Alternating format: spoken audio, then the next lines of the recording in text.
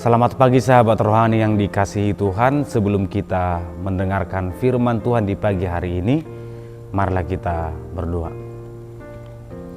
Kasih karunia dari Allah Bapa dan Anaknya Tuhan Yesus Kristus kiranya menyertai kamu sekalian. Amin. Firman Tuhan di pagi hari ini tertulis di Kisah Para Rasul pasal pertama ayat yang ke-8. Tetapi kamu akan menerima kuasa bila mana Roh Kudus turun ke atas kamu, dan kamu akan menjadi saksi-saksiku di Yerusalem, di seluruh Yudea dan Samaria, dan sampai ke ujung bumi. Demikian firman Tuhan. Sahabat rohani yang dikasihi Tuhan, setiap orang selalu berupaya melakukan perbuatan yang baik. Setiap orang selalu merencanakan hal-hal yang baik. Tapi entah mengapa selalu saja ada perubahan ketika di awal menginginkan yang baik, tapi ketika berproses justru yang dilakukan adalah hal yang berbeda. Seseorang ketika dia memangku sebuah tugas baru, dia akan berkata, saya tidak akan korupsi. Saya tidak akan melakukan nepotisme. Tetapi ketika berjalan, justru yang terlaksana yang sebaliknya. Mereka-mereka yang ditangkap atau yang disebut sebagai koruptor adalah mereka-mereka yang mengatakan saya tidak akan korupsi. Mereka-mereka yang melakukan kejahatan adalah mereka juga yang berkata saya akan setia. Orang-orang yang rumah tangganya mungkin berantakan sampai pada perceraian adalah orang-orang yang juga sejak awal mengatakan kami akan setia.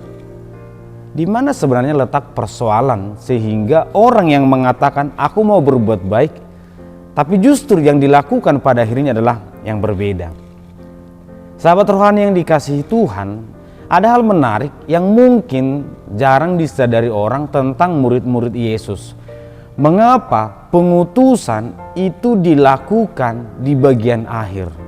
Sejak awal ketika Yesus memilih murid-muridnya, tidak ada pengutusan yang mengatakan kepada mereka, sekarang beritakanlah Injil ke seluruh dunia atau kepada segala makhluk. Hampir setiap hari murid-murid hanya mengikuti Yesus, mendengar Yesus dan belajar. Karena memang pemberitaan firman atau pengajaran itu bukan hal yang sembarangan. Melakukan perbuatan baik itu bukan hal sepele. Ini bukan tentang itu baik atau tidak, tetapi apa yang mendasari seseorang melakukan perbuatan baik. Seorang peneliti yang meneliti tentang kebiasaan manusia menempatkan 3 hal penting. Apa yang mendasari perbuatan baik itu bisa berjalan terus. Pertama adalah perbuatan baik yang didasari oleh tujuan. Yang kedua, proses. Yang ketiga adalah identitas. Seseorang bisa melakukan perbuatan baik jika tujuannya diubah. Misalnya, dikatakan, kalau kamu rajin gereja, kamu akan saya berikan hadiah. Kalau kamu juara 1, kamu akan mendapatkan hadiah. Otomatis akan terjadi perubahan. Tapi ini tidak berjalan maksimal. Karena perbuatan baik akan selalu dasarkan pada hadiah atau tujuan. Yang kedua adalah proses. Aku akan menemanimu. Belajarlah dengan baik. Sehingga kebaikan atau proses belajar yang baik itu hanya bergantung pada penyertaan orang tua. Kalau orang tua ada bersama dia, dia akan belajar. Bagaimana kalau orang tua tidak ada? Maka kebaikan itu juga bergantung kepada orang lain. Seseorang bisa baik karena orang tuanya ada, karena gurunya ada, atau karena itu di gereja. Kalau di luar daripada itu dia akan melakukan hal yang bertentangan. Nah, James Clear mengatakan yang paling inti, paling penting adalah identitas. Kenapa seseorang bisa berbuat baik dan kebaikannya itu terus setia sampai akhir?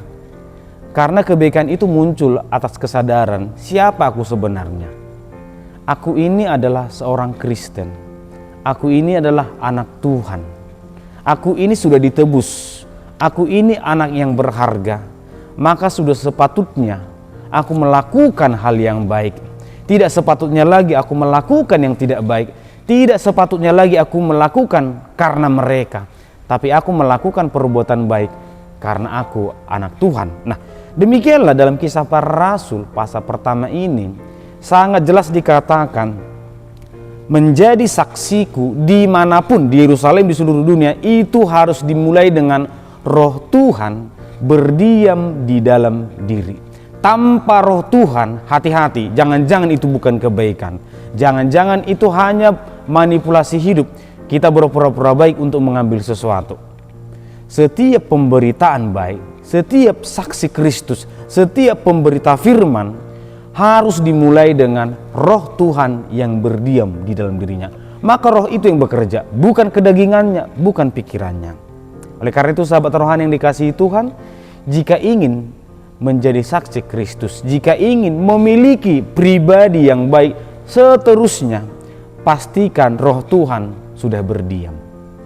Nah, pertanyaannya adalah bagaimana caranya Roh Tuhan berdiam?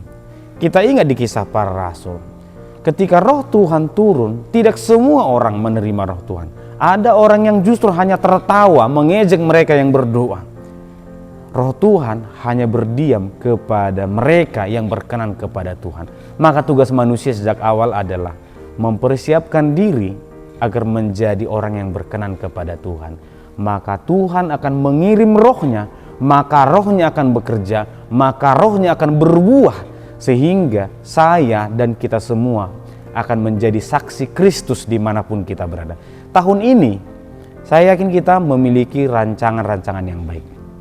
Maka awali dengan rancangan yang baik dan lakukan dengan baik. Itu dimulai dengan Roh Tuhan yang berdiam di hati saya, di hati kita semua. Tuhan memberkati. Kita berdoa. Terima kasih Tuhan, kami bersyukur di pagi hari ini kami merenungkan firman Tuhan yang begitu luar biasa menyapa kami. Biarlah kiranya hidup kami berkenan kepada Tuhan, agar Roh Tuhan bekerja dan menuntun kami, agar kami menjadi saksi Kristus dimanapun kami berada. Terima kasih Tuhan untuk setiap orang yang akan memulai langkah di hari ini. Biarlah kami memulainya atas tuntunan Roh Kudus, agar semuanya berbuah dengan indah. Dalam Kristus Yesus kami berdoa. Amin.